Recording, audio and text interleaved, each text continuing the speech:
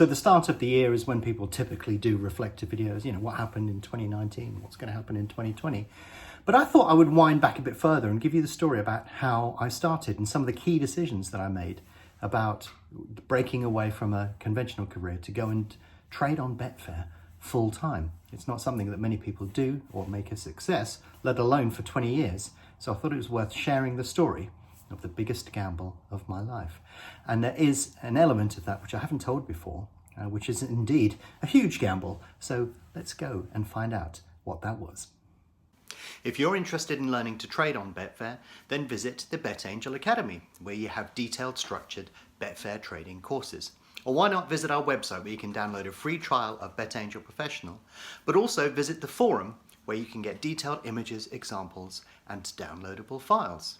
And don't forget to subscribe to our YouTube channel and click on the bell icon if you want notification of new videos as they're released. So yeah, 2020, it marks 20 years in the markets for me. It's incredible that I've been doing this for 20 years. It doesn't seem possible that that was the case. And it's funny because I think hidden within all of that will tell you something about my motivations and desire. But it's worth sort of winding it back really to look at all of the things that led up to that particular moment in time. And also, you know, the biggest gamble that I took, which is a bit of a surprise when you hear about it. Because it isn't something that I would recommend that you do. But in fact, everything worked out just fine anyhow. But we should tell the story of that. But really, I think my story goes all the way back to when I was very young. So didn't have any sort of background to speak of. I used to spend all of my time at school playing football if it was dry outside, or blackjack or poker if it was wet. We would go into, I'm trying to remember which room it was, the music room, that was it. Blimey, that came out like a bolt from the blue from the past. We used to sit in the music room and play cards, basically. And that was probably my best academic achievement because most of the others weren't that special. And not at that time of my life anyway. But, you know, I didn't come from any, you know, particularly well-off background. There was no social mobility in my family that I could ever remember. And it was really just a dull and uninteresting start in life. Now, it could be perfectly possible that at that point I just decided to continue on that path, took the easy road and decided that I would just get by and make do with what I had or what I was given. But for some reason, and maybe it was that start in life that motivated me, I just wanted better. And I forever had this feeling that there was something bigger for me out there, that I wanted to achieve all of those things. I remember when I was young writing down a list of all the things I would love to do. And one of the greatest pleasures in my life is going out and doing those. I still remember from when I was in my early teens, all of these great places I wanted to go, people I wanted to meet, and things that I wanted to do. And to be able to do those is just incredible. If I died tomorrow, I wouldn't be particularly happy about that, but I would be able to say that I've had a pretty good life. And therefore, you know, I wouldn't be too unhappy because I have achieved a lot of those things that I just thought were impossible when I was younger. But that desire to do better was sort of set during that period. And I imagine it may be slightly different for different people, because I think if you're handed stuff on a plate, you may just not have that passion and desire. And maybe you need something like that to be able to say to yourself, you know what, this isn't good enough. I am going to make a better life of it. But yeah, from quite young, I was determined to do that. I actually, you know, there was lots of little things that I did. I'm not going to talk about them in great depth because I should do that in another video, that I did when I was young to try and sort of better myself. And, you know, some of those things that I did, you look back at that and you sort of realise that that was an early incarnation of what you do now. But you also realise just how sort of naive you were when you were just that little bit younger, and that experience is an important part of that particular journey as well. But also, if you can get yourself a mentor or somebody that can give you some guidance, somebody that's been through it before, that's hugely beneficial, because you need to trust them. They don't need to have an ulterior motive. You need to go to somebody that will give you good, honest advice.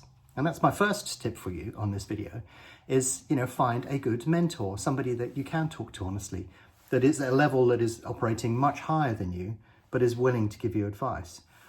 And I mean, this is part of the reason that I do videos, is I've gone through a long journey. I've been there, done it all, seen it, got the t-shirt. And it's nice to be able to share that and to be able to sort of motivate people for their own reasons. But it's important that you do it for your own reasons as well. So everybody is different. They have different life experiences. Your life experiences define your beliefs, and your beliefs guide you. So my life experiences and beliefs may be slightly different from yours, but nonetheless, I want to give you some broad guidance in terms of things that I think are important that you should follow, whatever path you choose to go down. I'm not going to say that it's going to be Betfair trading. It could be anything that you do. It's important that you have some sort of level of guidance and direction in which you want to find. So yeah, first tip is, speak to people that have been through it all before. Most people that are genuine will be happy to give you a little bit of advice. They may not have all of the time in the world, but just take little bits of advice that they give you and go from there. So when I decided that I needed to move on and do another thing, I went to somebody who was able to do that for me. He was much older than me. I say much older, he won't thank me for saying that. He was older than me.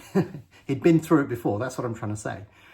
And he basically would give me little snippets of wisdom, and they were invaluable to me. And the snippet of wisdom he gave me about leaving my conventional career was, he said, "Hey Peter, you only regret the things you never did." And that was the thing that actually tipped me, that made me do it, because I sat there and thought about it, and I was thinking, well, no, you're absolutely right. Because if I don't do this, I'll never know what could have happened, and I'll be wondering about it for the rest of my life. But if I do it, and it works, fantastic. And if I do it and it fails, at least I can say that I did it.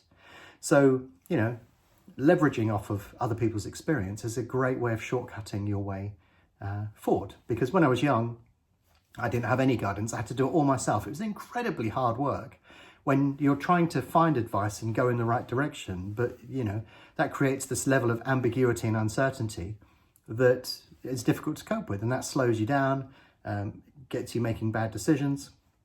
And, when I started going out and doing things on my own, when I sort of came of age, when I turned 18, I began to realize actually the world was a different place from the one that I grew up in. And that's pretty obvious, really. But in terms of the context in which I'm putting it in, when you're in a career, when you're working for a corporation, or when you're reliant upon your family to put a roof over your head and stuff like that, you have to work by their rules. You can't make up rules, you can't do anything, and you get punished if you don't work by those rules. So getting yourself out of that scenario frees yourself up to stand on your own 2 feet, to do your own things, and to live and die by your own decisions. And that's critically important, because one of the things that I learned was that people don't share the same motivation or incentives as you. So if you work for a corporation, they want you to do certain things. They wouldn't want you to leave that corporation if they think they can get away with paying you a reasonable amount of money and you doing a decent job for them. But if you say to them, "Oh, I'm thinking of doing something else," then they're obviously going to constrain you, or try and constrain you within that particular model. And it's the same with families and relationships and stuff that you do. Don't get yourself stuck in a rut. Never believe that there isn't a better thing out there for you, because there probably is. But if you ask for a lot of people's advice, they won't tell you that, because it's not in their interests to do so. So my second piece of advice to you is, don't be afraid to take risks and steps and jumps outside of your particular world, because probably what you won't realize is that you're cocooned into a certain mode of behavior, and that mode of behavior is being dictated to you, when in fact there's probably a lot more potential inside of you. And it took me several big steps to be able to realize that. Leaving my household home was a big step that opened my eyes to the world. But also leaving a normal career opened my eyes even wider and made me wonder why I never did it before. So yeah, it's important that you understand that people will tell you stuff from their objective, and that's why it's important to get a mentor or somebody that will talk to you to tell you the good and the bad. If they're blunt with you and tell it to you as it is, that's the most important thing. You don't want somebody trying to manipulate your decision-making process to suit them. So yeah, always bear that in mind. And take advice, but be careful of who you take it from. It's better to take it through somebody that's been through it before. It's one of my motivations for doing videos. I want to tell you what my life experience is. I realise that yours is going to be slightly different from mine, but nonetheless, I can tell you what happened, and you can take on board some of those key points. within your own context. And I would say to you, make sure you take it on with your own context. So yeah, I'd worked my way up, I'd always wanted to do a better job, The very first job I ever had, I don't know if I've ever said this before, was working in a petrol station. There you go. I did that at college. And when I stepped outside of college and went in and needed to get a job, basically to pay my way, that was the first thing that I did, because I knew how to do it and it was quite simple for me to do, and it would give me somewhere to base myself while I tried to look for a real job, as it were. But that was where I started. But from that point onwards, I then moved on and into the technology sector, and then gradually built my career from around there. But one of the things that I did was, I always had this feeling that the only way that anything was ever going to happen was if I did it and I made my own path through it. I didn't want to be reliant upon anybody, whether it be a corporation or some benefactor. I just thought, I'm going to do this my own way. I'm going to make my own path. So typically I would work for a company, but I had changed jobs quite a few times, because I figured out that was the only way I could progress quickly enough. If I changed roles and moved into different roles, I get more experience in different places and become a good all-rounder. And I sort of quite enjoyed that for a while. And when I started traveling a bit, either through Europe or to the US and stuff like that, as I rose up to more senior roles, I enjoyed that even more. And I really enjoyed traveling. I really got bitten by the bug. But eventually I reached the point in my career where I figured out there was no higher that I could go. There were, you were a senior manager, or you had some sort of senior responsibility, and above you was the board. But in order to get to board level, it would take a lot of time, effort, and it was a whole different ball game, really. And especially being in the technology industry, I realized that, there were loads of opportunities coming up all the time. New technologies, new ideas, new models that were basically propelling the industry forward. And many times I'd absolutely nailed that. I'd got that absolutely right, but I'd done nothing about it. Maybe I'd worked for a company that was involved in that sector, but even then you weren't guaranteed of success. So, I'd seen these things come and go, and I eventually reached this point in my career where I was thinking, well, every year is looking the same for me. It's like, well done, Peter, on last year. Next year we want the same, but 10% more. And you also felt at the mercy of the commercial world. If there was a bad year, then you'd probably get laid off. Now, the fact is I never was laid off, but, you always felt like that was hanging over your neck. So you had all the responsibility, and you did get paid pretty well. My wage back in 2000 was, pretty high for any industry at that particular moment in time. But I didn't feel like, I was getting that much satisfaction out of it, simply because it was very similar. My enthusiasm was starting to wane. And I was sort of thinking, can I do this for the rest of my life? And the answer was basically no, I couldn't. And the problem when you reach that stage is that your performance starts to drop off, and, you're going nowhere at that particular point. And my enthusiasm just wasn't there. I remember watching the Steve Jobs commencement speech at Stanford, where he's saying, if you get up in the morning and you look at the mirror and you're sort of thinking, why am I doing this? Then it's probably time to move on. And I was increasingly getting that feeling. But for quite a few years, what I'd done is I'd saved up money, carefully partitioned it off, skipped the odd luxury, not taken the odd holiday, or, been a little bit cheap, I suppose, for want of a better word, to build up that war chest ready for the time when I was going to go off and do something. But, there were other things happening as well. I got married, started a family, and then I suddenly found myself with 3 children, sort of towards the end of my normal career. But I had reached that stage where I had to do something about it, because I thought, if I don't do it now, I probably never will. And who knows, there's some opportunity. So people were saying to me, well, what are you thinking about? What are you going to do? And I'd been looking and working within financial markets on the side, on top of my normal job. And that was where I thought probably I was going to go.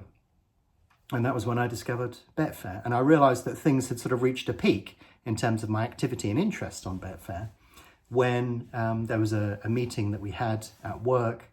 And after the meeting, the managing director called me over and he sort of said, what were you doing in that meeting, Peter? And it's like, what do you mean? And he's going, well, what was on your laptop?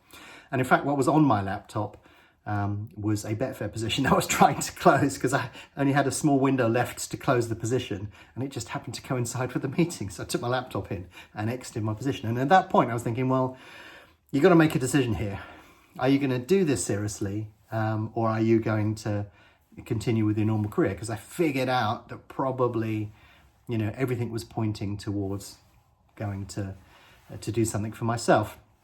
But the problem that I had was I had a mortgage, I had 3 children, and Betfair was very small. So when I decided to sort of make that jump, I consulted, the people I talked about earlier in this video and asked them what their opinion was. And they basically sort of said, yeah, go for it. You should do it because, it's at the time, if you feel that that's where your passion is, then you should probably go and do something about it.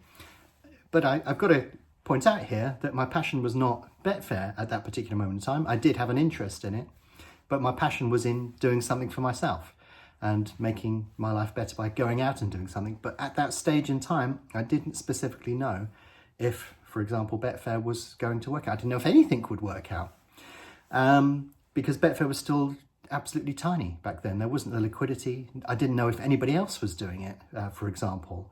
There was, it was barren. There was nothing there. So when I did make that jump, there were a couple of things that I did. But one of them was before leaving my prior career, I remortgaged my house. And that sounds crazy now. So we're not talking about remortgaging my house so I could stick 20 grand on Southampton to win a match, because that would be stupid, wouldn't it? What I did was basically remortgage to give me some breathing space. So there was a thing called an offset mortgage at this particular moment in time. I don't know if they still exist, but basically I could remortgage the house and they would put it in to a savings account, which would then get offset against my mortgage. So in fact, I hadn't taken out a bigger mortgage. I just created 2 different pots of money. One was a savings account, one was the mortgage, and they would offset each other against it. And the reason that I did that was to give myself breathing space, to give myself plenty of room so that I could take a deep breath, jump, and then realize that I had enough backup if things didn't really work out. But this is where the big lesson comes in that I learned from all of this. As soon as I took that jump and left my job, I mean, the first thing was that everybody thought I was mad. Again, this goes back to beliefs and differences and lifestyles and stuff. When people said, what are you going to do? It's like, well, I'm going to be writing for this magazine. I was writing for Shares magazine at the time. I'm going to be doing these things. I'm going to be doing all of this work. And there's this thing called Betfair that I think has got a lot of potential. And of course, people are thinking, oh no, don't go there. What are you doing? You've got 3 young children, it just doesn't make any sense. Don't do it. But again, it's this concept of people looking at things from their own perspective. If you've got a vision and you've got the drive, pursue it, because people won't understand. And in fact, the greatest things that you can do are things that people have no awareness of. So do them, prove them wrong, because if I would have listened to the advice of everybody around me, none of this would have ever happened. I wouldn't be here for 20 years. But also, my drive behind doing it is I hadn't reached a dead-end career and decided that I would gamble to try and make a living. It was a conscious decision to do something that people had never done before. Back when I started, I didn't know if anybody else had understood the concept. Betfair trading did not exist as a thing, but I could see the potential to do something special there. Never thought it would be going for 20 years. I thought maybe I'd have a few years before other people would discover it and then it would all vanish, or Betfair would phone me and tell me to stop doing it because I was making too much money or something. So I didn't know how long it was going to last, but it wasn't the money side of it that was important to me. It was the passion and desire to do something that nobody had ever done before. So, I think if you've got a passion, then you should pursue it. But also the thing that I noted, so I've sort of swapped the order of those there. But the thing that I noted was as soon as I put myself in that position where suddenly I no longer had responsibilities of other stuff, I was just purely focused on what was in front of me, opportunities opened up all over the place. I just never imagined that would happen. And when you're in a normal career, you're sort of worried about what would happen if you stepped out of it, or if you didn't do the right thing, or you didn't hit your target, or all of these things. And in fact, none of it really mattered, because as soon as I stepped out of that, just opportunities popped out of the woodwork anywhere. So when I left my former job, they put me on gardening leave because they didn't want me to go and join a competitor and tell them about all the projects we were working on. So I took a plane to the US, visited a load of friends and did loads of stuff like that. Just went around canvassing opinion from people. And out of that, opportunities popped out of the woodwork everywhere. As soon as I said to people, this is what I'm going to do, they said, oh yeah, have you talked to this guy? Have you spoken to this? What about that? And opportunities came out of nowhere. So yeah, the third thing I would say, passion, desire, you have to have a goal. If you're money oriented, money's a terrible master. Because it will guide you in the wrong direction. The reason that I did all of this was because I had a passion and desire for it, and I wanted to do things that nobody had ever done before. I never thought it would go on for 20 years, but every year I'm finding and discovering new things and taking it down new avenues. And that's what motivates me. I don't do it for the money any longer. I do it for the, discovering something that nobody's worked out before. I love that. But, so yeah, it's important that you have that. You need to sort of say, I'm doing this for this reason, and it's got to be a reason that will carry you on for years, because I'm still excited every day to get up and think about a problem that I haven't solved yet and how I could possibly solve that. But also, remortgaging the house, 3 children, it seems like the worst time to go out and do something crazy. But in fact, it was the best time, because the focus that brought to everything meant that I would really sort of drove forward. But also the thing that I was too worried about things that could go wrong when I should have been worried about the things that I was missing out on. So going out into that big wide world gave me the opportunity to go out and find all of those opportunities. And I didn't even know that they existed, but the fact is they're all out there. You just need to go out and discover them. And once you put yourself in a position to be able to do that, then suddenly they will start falling into your lap effectively. So it doesn't have to be, trading. I'm talking in more general terms here. If you have a passion for something and you're good at it, then the money sort of follows, really. So you can't do it the other way around. If there's some crazy idea that you've had in your head that you want to pursue, I would encourage you to pursue it, because if you do a good job at it, even if it's a struggle to start with, you will find that basically everything will sort itself out in time. Because if you've got the skill and passion to make it work, it would just effuse out of you. And those are the sort of people that I like to work with. If people come and approach me, if they come with me with some idea or some process or something interesting, and I can see they're passionate about it, then I'm quite interested in them. But it's important that you find positive thinking people, because whatever you do in life, there are going to be potential negatives. If you cross the road, you could get run over by a car, a meteorite could strike you. It's just different levels of risk. So the big breakthrough for me from going out and doing my own thing was figuring out that it's okay to take risk. It's okay to do crazy things, as long as you learn from them. If you go out and do something and you sort of think, okay, that was a complete cock up. What did I do wrong there? Okay, fair enough, I won't do that again. But if you don't put yourself out there, you just do not move forward. You don't develop as a person. You don't achieve anything useful. If you play very cautiously, it's a bit like a football team going out there and saying, right, your objective is not to concede a goal. What a boring life. You're never going to win anything like that, because you will forget how to score a goal. And the fact is, you're going to have to take a few shots now and again. Some of them will be a bit naff, but ultimately it's the process of taking those shots that will allow you to win a game. And the same in life, whatever you're doing and whatever career you're pursuing or whatever path you're following, you've got to take risks. And it's okay to mess up. It's okay to fail. It doesn't matter, because you'll be able to dust yourself down and go again. Our brains are wired to a mode of operation that was around in prehistoric times, where if you made a mistake, you could get eaten. That doesn't happen nowadays. So when you go out there and do these things, you may as well take a little bit of a risk here and there and see if you can progress things forward. It's funny because, a lot of the stuff that I develop for trading, I just come up with some crazy idea, give it a try. And even if it doesn't work, I'm thinking, that's interesting. And that's just like a metaphor for all of the things I've done in my life as well. Little decisions that I make on a macro basis or on a larger basis tend to lead you into paths that you didn't even know existed.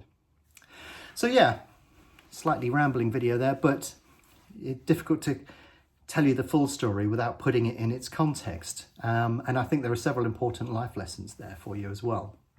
And these aren't, I'm not trying to push you in one direction or another. I'm just giving you some general advice here on things that you may want to do. And I think, seeing as we're at the beginning of the year, then that would be a good time to dispense that advice, because it may guide what you choose to do as you go through this year in 2020.